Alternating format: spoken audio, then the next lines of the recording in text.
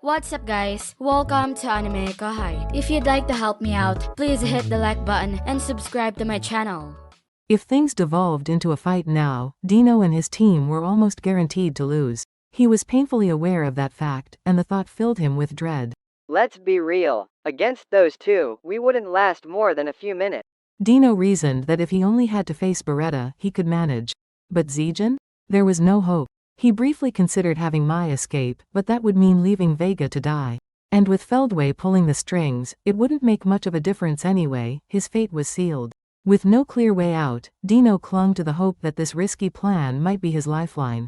As he waited for Ramiris's response, he found himself almost praying.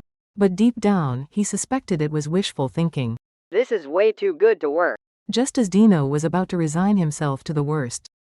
Fine, I've got my own reasons. A brief pause followed as a voice chimed in. Hey, Ramiris-sama. There was a bit of static before Ramiris's transmission returned to normal. Oop, nothing to worry about. Forget it, everything's fine. And just like that, she accepted the proposal. Dino blinked in disbelief. Something about the exchange seemed odd, but he decided not to question it. Maybe Ramiris just needed to stall for time? Well, works for me. Whatever her reasons, Dino was relieved. Listening to the awkward back and forth between Ramiris and Benimaru, he couldn't help but feel a weight lift off his shoulders. So, let's start with Kumara-chan. Ramiris offered no further explanation for her decision, but it didn't seem to matter. The battle was now set to begin, with all the drama of a wrestling match. Ramiris was brimming with excitement as everything seemed to be going exactly as she planned. Hey, Ramiris-sama, don't you think this feels a bit suspicious? Relax. Dino-chan won't even have time to be suspicious of us. Her confidence was unshaken, and Benimaru found himself agreeing. With Zijin, their strongest ally, spearheading the operation, there was no reason to doubt the plan. It was clear, Dino and his group wouldn't have the luxury of worrying about anything else. Ramiris and Dino had known each other for a long time. Their constant squabbling somehow deepened their understanding of one another, as ironic as that seemed. Then, the first round began. Kumara and Pico were the first to step into the ring. The labyrinth had rearranged itself, forming a circular arena perfect for their duel. Pico strode confidently to the center, his every movement exuding experience, while Kumara stood opposite him, ready to fight. This ends today. Kumara's voice was firm, unwavering. That's my line. Don't expect me to go easy on you just because you're younger. Pico's words were pointed, though their meaning felt out of place. Their contrasting appearances told the real story. The difference between their ages was as vast as the heavens and the earth, a stark reminder of the generational gap between them. Despite this, Pico's combat experience far surpassed Kumara's youthful energy. Ramiris and her group weren't particularly invested in the fight's outcome. This indifference was clear. Beretta was already standing in the Colosseum's center, ready to enforce the rules if necessary. Before we begin, let me remind you both, you need to wear these. Ramiris held up a pair of resurrection bracelets, items she'd specially crafted for the match.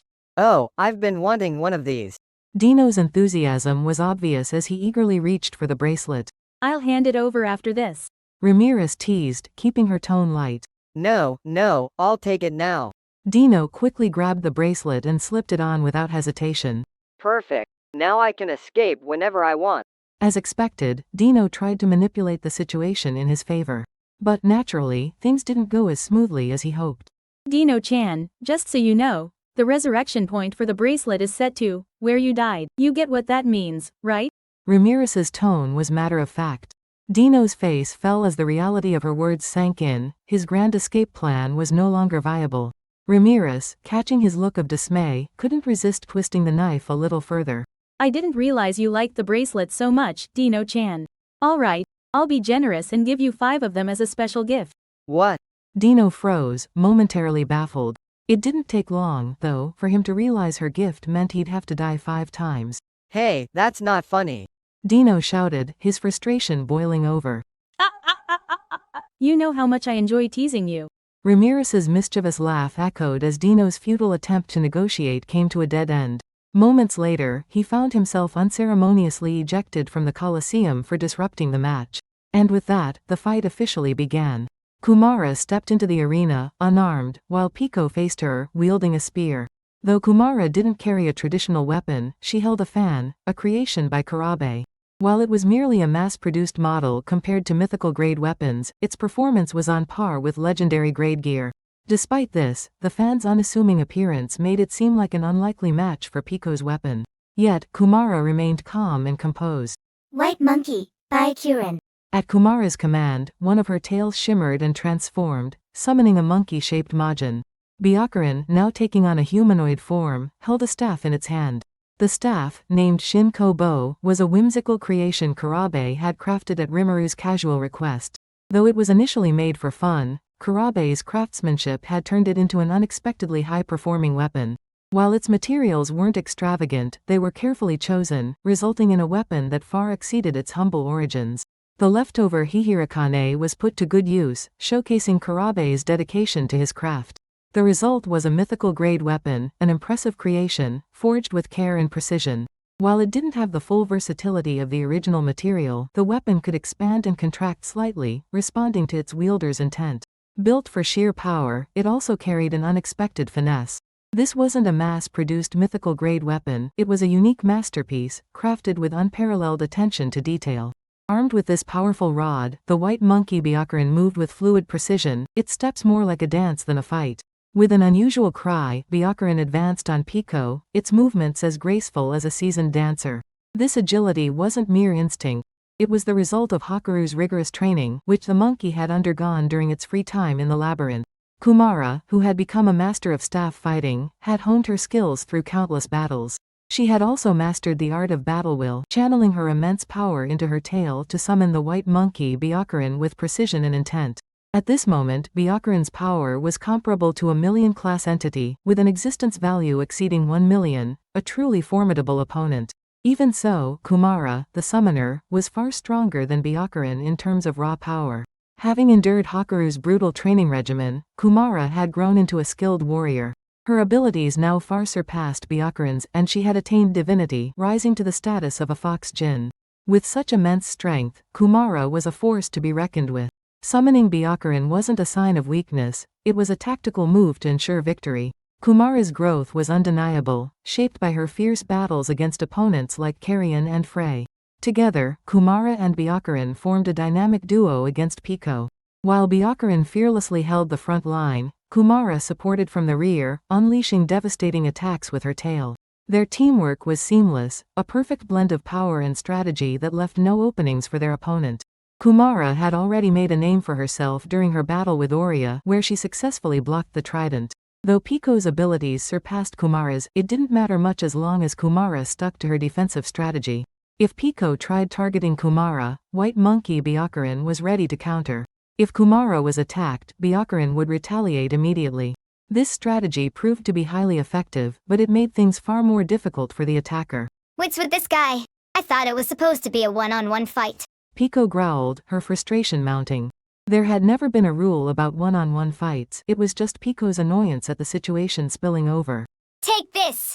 She unleashed her power, summoning a bolt of lightning, black thunder, aimed directly at Kumara.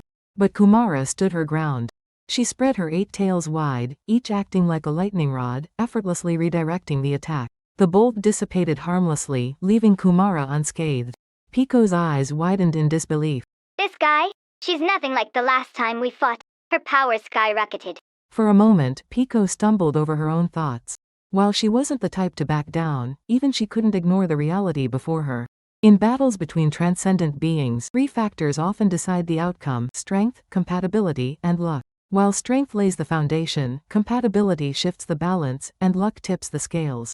Kumara's newfound abilities had elevated her to a level where she now stood a real chance against Pico. Faced with this realization, Pico had no choice but to get serious. But what's the point of winning? Dino's only goal is to survive anyway. Pico's resolve faltered, her motivation wavering. If she had gone all out from the start, she likely could have overpowered Kumara. Her ultimate skill, Rigor King Jibril, granted her access to the devastating ability Ten no Sabaki. This power could force her opponent to experience the same damage they had inflicted on others, a truly overwhelming technique. Had Pico used it, she could have destroyed White Monkey Byakuran in a single strike. But the opportunity was slipping away. To counter such power, one would need an advanced ability that bends reality itself, concepts like law, fate, or event manipulation. Kumara's ultimate gift, Beast King Bahamut, allowed her mastery over the forces of nature. Even if Pico had unleashed Tennosabaki, it wouldn't have worked against the divine nature of Kumara's illusions. While White Monkey Byakuran could have shielded her, even its durability had limits. However, Pico didn't choose that path. Instead, she decided to continue fighting, thinking to herself, I need to buy some time anyway.